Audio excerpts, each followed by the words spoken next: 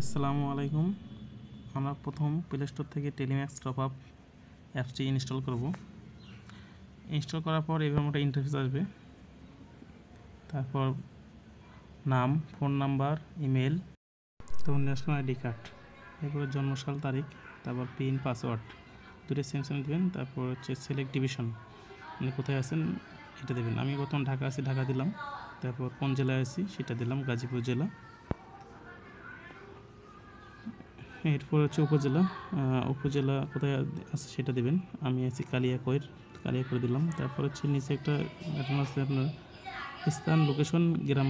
এটা হচ্ছে মৌচাক। তারপর হচ্ছে রিটেলার অ্যাকাউন্ট, যেটা ফ্রি আর কি, সম্পূর্ণ ফ্রি, বাকিগুলো পে করতে হবে।